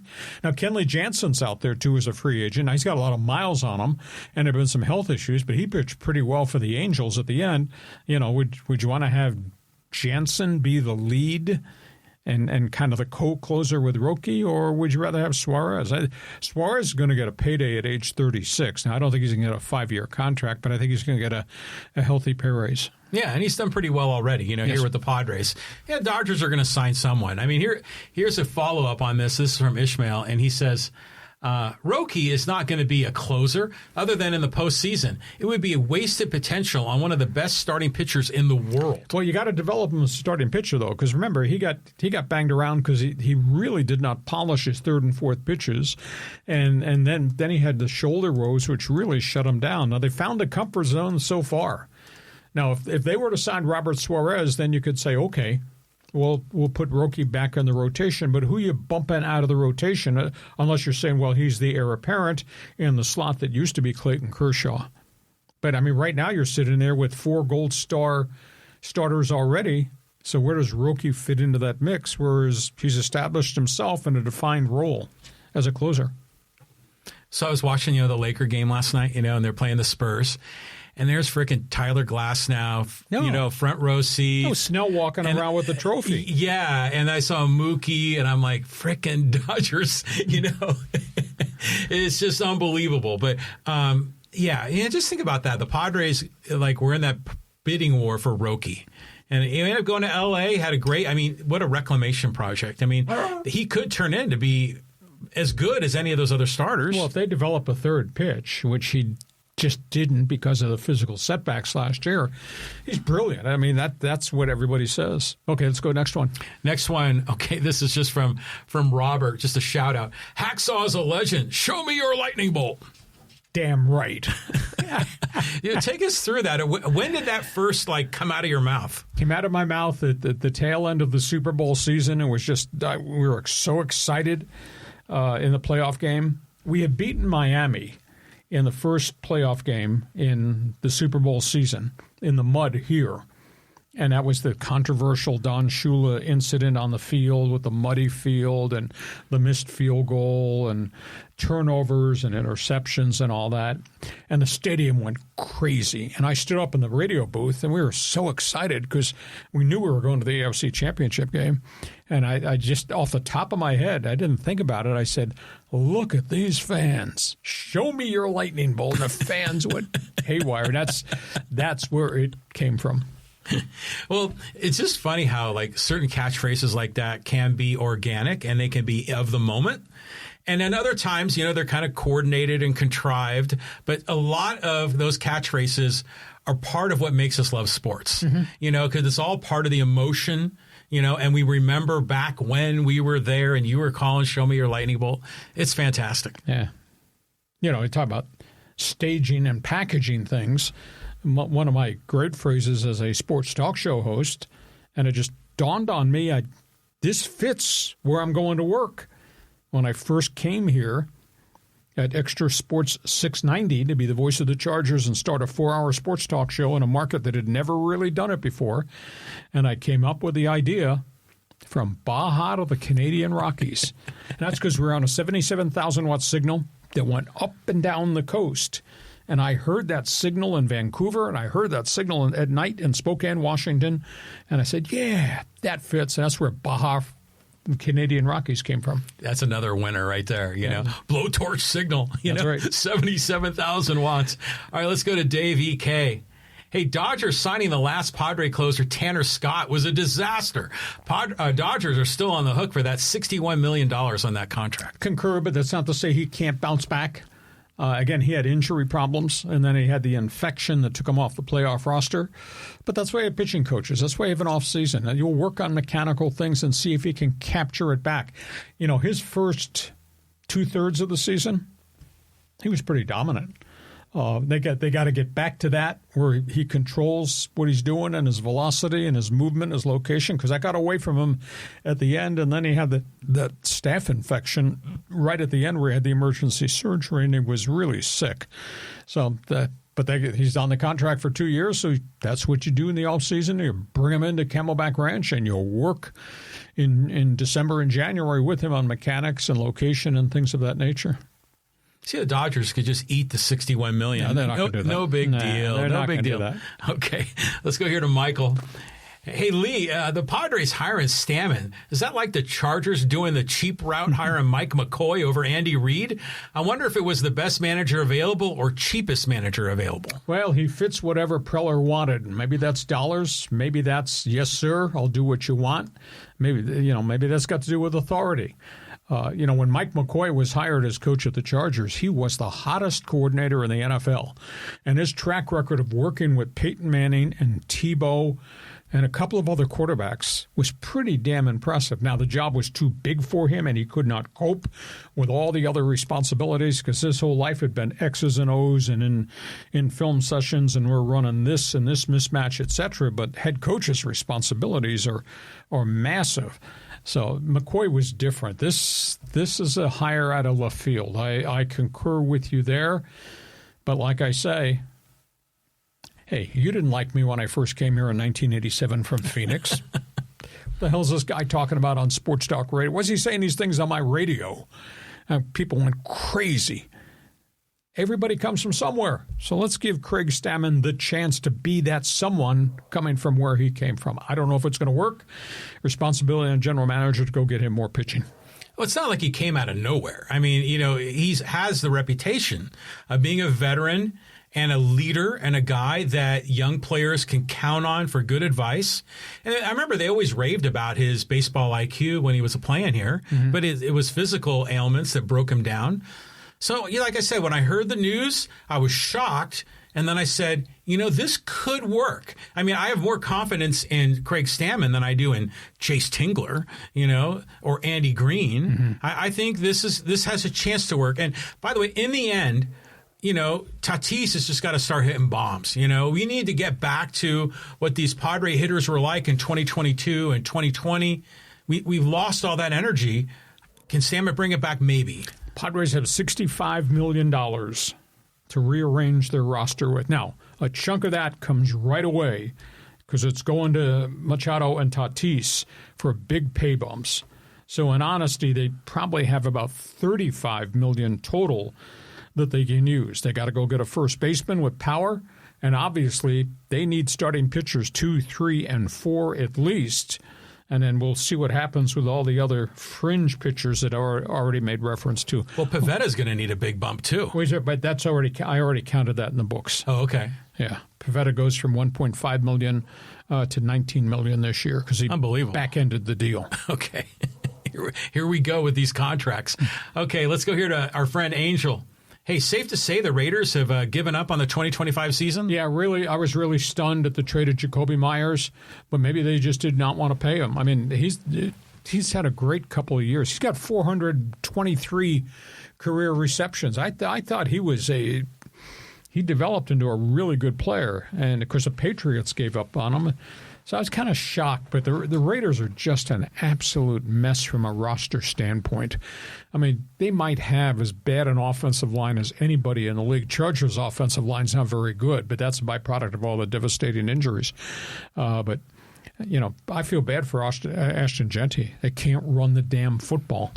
He made a crack a week ago. He said, I'm tired of this losing culture, and this losing it's got to be a killer for guys that all they've ever done is win. Max Crosby and Genty, for prime example. And Geno Smith has really kind of come back to the pack. You know, he's going into this game tonight against Denver. He's got 11 touchdowns, 11 interceptions, lead so many quarterback sacks, so many turnovers. So Raiders just don't have a complete roster. I'm really stunned. I thought it would have been a better season. But, you know, you lose your top offensive lineman early in the year in Colton Miller, and you can't figure out who's the right center, who's the better guard. They got a problem there. And then your tight ends have been hurt up until last week. Both those guys, Brock Bowers and Mayers, were both injured. So it's just a mess. You're asking the former voice of the Chargers to feel bad about the Raider Nation. Yeah. We just had so much optimism about the Raiders in the offseason. You know, we got Pete Carroll. And you got Genty. And you got Geno, who had played so well for Pete in Seattle. And you got Max, you know, on the defensive line. And you're thinking, hey, maybe, you know, we're not saying playoffs, but maybe you're 500. Maybe they can make some significant progress. But Christian Wilkins, the big defensive tackle, self-destructed. He's never played this year. Foot injury. They got rid of him. They got tired of the problem. And they're back 7. They lost so many players, John, in free agency, at linebacker and in the secondary, guys who went other places that are playing and starting other places. I thought that was going to be the core of all the things that Pete would have operated from. And by the time they got to opening day, they had half a defense. And then people started to get hurt on the offensive side of the football. What happened to the commitment to excellence? It's an injured reserve. Yeah, really. Okay, let's go down the list here. We'll go to, is this Renard? Yeah, he goes, A.J. Preller is definitely on the hot seat if this doesn't work out. Well, as much as I may like A.J. Preller, the reality is this hire better work out because it'll be his last hire if it does not work out. But again, I like A.J. and I like Stammen. So let's give Craig his opportunity, see what his staff looks like. I think one of the intangibles, as I mentioned, is Stammen has spent his whole life in clubhouses, especially this clubhouse, where he's seen the good, the bad, and the real ugly. And the other factor is they're keeping Niebla. I mean, that's an intangible that I think has great value. Now, he needs a bench coach. He needs a veteran guy to be his sounding board, his devil's advocate, as his right-hand man. I'm not quite sure who that might be. I don't know. Hundley's so intellectual. Would Hundley be a good bench coach? Because he's played a decade, and he's played under some good managers. So he knows the X's and O's of the game, and he knows the personality of the clubhouse. That's just a reach on my part. But they're going to obviously have to get somebody with some veteran experience. Yeah, that's a good call, actually, because, you know, Hundley doesn't have that kind of experience. And if they think he's going to be a manager, being a bench coach for a year or two would be good on his resume, although he's got a great resume as it is. So, I don't know. Do you ever get the sense that A.J. Preller has like 9 lives?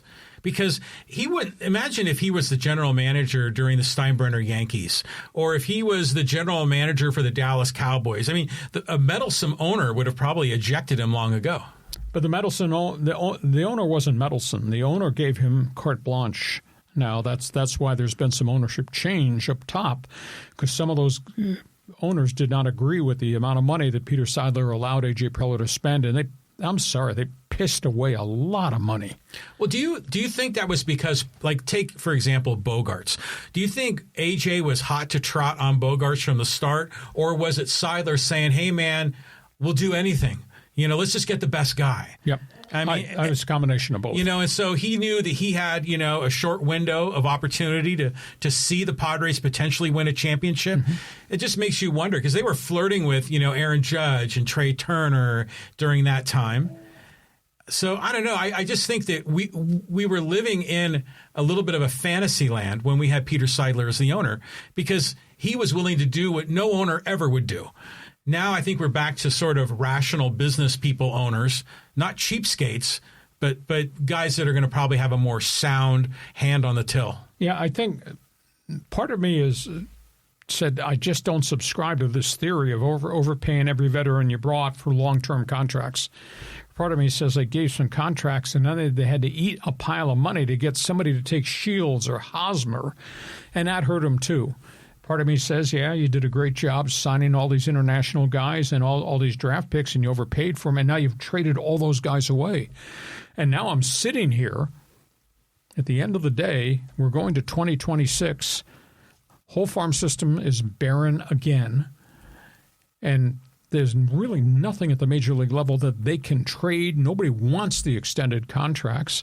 So that, to me, they've painted themselves into a bit of a corner, and I don't know how he's going to extract himself out of it unless he gambles and he finds a Waka and he finds a Lugo and it's a 1 or 2 year rental, and that's possible. Or he goes to Japan. I mean, he found Suarez.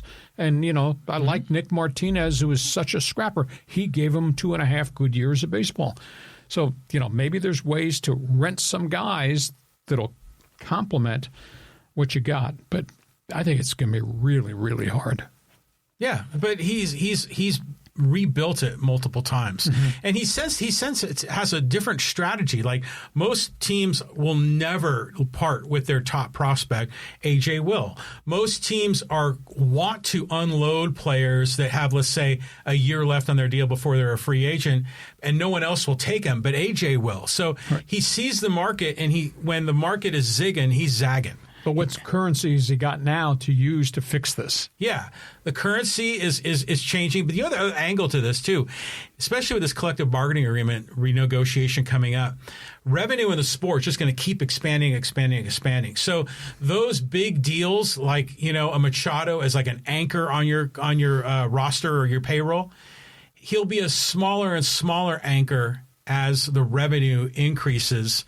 And I think that's going to also give the team a little bit more flexibility. If this current ownership, wants to continue to spend that kind of money. Well, if they're filling the stadium, they're going to want to spend the money. I mean, if they're showing a bottom line profit, they'll spend money to make money. Okay.